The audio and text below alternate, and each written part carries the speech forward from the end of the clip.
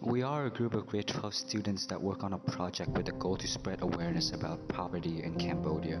Our research question for this project is, how does the new generation use education to break the cycle of poverty in their community?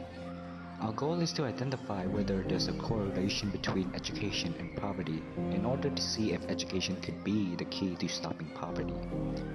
We will be interviewing people in order to see their local, national, and international perspective about this project. We'll start with our local interviews. We started by visiting a VDP and we interviewed students and teachers there to hear their thoughts about poverty. Sofa, a 12-year-old boy, was one of the students that we had an interview with. He had been in the VDP for a year now. Sofa and his family were living under poverty due to his parents being busy with work all the time. They didn't have much time to spend for him. Until the VDP took him in and stated that it changed his life. I really enjoyed my time studying in the VDP and also made a lot of friends. The VDP has given me joy in life and allowed me to experience new things that I never thought to ever experience before, Sofa said. We interviewed many other students as well, and they had the same answers as Sofa, stating that the VDP changed their lives and gave them strength as well as capabilities to socialize with others. In our next interview, we wanted to explore a nationalist perspective on poverty in Cambodia. Mr. Gaitin, a teacher in our school, volunteered to have an interview with us. He worked with an organization that helped poverty and has experienced and met families under poverty as well. He was with a family under poverty, and alongside the family, there were 5 kids. They loved and enjoyed his presence. He would take them out to eat, but they would not budge when he tells them to go home. Clyde Vai, one of the kids said, which translated to, "I'm afraid of getting beaten by my mom." There are a few families, like there's Puri and his, I think he has 5 kids now, and there were little kids, Mesa, Kira, Lisa, Snide, and they were like 5, and they would come out, and these are the kids who would say, come down, and we would go down, and we would just ask them questions. And it would break my heart because we would take them to eat food and I would say, hey, let's bring you back to your mom. And they would say, "Clack my why, clack my why," you know. They would say, we have to bring home $5 or my mom will beat us. And I would be like, oh my goodness, I will never understand what it's like to meet you. And it would really break my heart. And just getting to see the way that people who live in poverty, their life is so different. It really helped open my eyes to see that the way that I was raised is so far removed from the true lives of people. Soon after, we interviewed another teacher to see his international view of poverty. Mr. Rogers worked in an organization that helps children under poverty and gives them the opportunity to walk different paths in life. Good morning. Today we have Mr. William with us, who will be answering our questions about poverty. So for our first question, what are your thoughts about poverty situation in Cambodia, and how is it different from your country? I think the main difference is the fact that most families who are within the poverty scale in Fiji are young families, whereas in here we have the older generation mixed with the younger generation. And that mostly has to deal with the fact that there wasn't much education. Also, there was a genocide that happened here in Cambodia, so that could be part of the reason why the older generation who are living in the slum areas are more affected compared to what we have in my country, where young generations have a lack of education.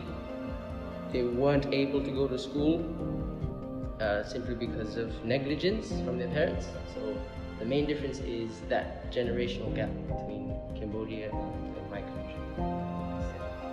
So for our next question, do you have any of your own solutions or ideas on how we as individuals as well as organizations should work to stop poverty? I think unity is the biggest thing that we can actually form to tackle poverty. The major cause of poverty is because of greed, because of corruption from governments. So I think it has to start off with the government actually prioritizing thinking about what should go first, what should go after, what's important, what's not. Because now governments are focusing more on infrastructure, they tend to forget the people. And so more investors to come into the country, that would also help, because then there'll be more job opportunities. And also for the young generations, education is probably the biggest concern here in Cambodia. If they can get good education in the future, I don't think we'll be seeing poverty as such a big issue. So my idea is, if the government can work with the people to actually prioritize what resources we use, okay? Rather than building prisons, we can build more schools. Yeah? Rather than directing a lot of money into the business sector, we can also direct a lot of money into tackling poverty. Do you think poverty will continue on being a thing in the future, or will it soon cease to exist? That depends entirely on what we do as a people. If we don't act towards tackling poverty now, we won't be able to solve it in the future. But if we do, as I said before, work with the government, work with NGOs and organizations that are responsible for taking care of tackling poverty, then we'll be able to see a change in the future. But otherwise, it depends entirely on us as a people. That will be all our questions for now. Thank you very much for your cooperation. This journey has been quite a huge experience for us. After interviewing many people and seeing many different perspectives about poverty, from students to families to teachers, each and every one of them had experienced or have been with people who were under poverty. Children lost their opportunity for a better life because they lacked in education. Throughout this whole journey, I believe the answer to our question is that it is possible to break the cycle of poverty through education. Our interview with the VDP and with Mr. Rogers gave us proof that a child's life can be saved through education. Sofa found hope and happiness, and he was able to learn many new skills in interacting with others because he went to school. Mr. Rogers believed the existence of poverty depends entirely on us and whether or not we are ready for a change. We believe that if the new generation could work with the government as well as NGOs that work to stop poverty, we will be able to see a change in the near future.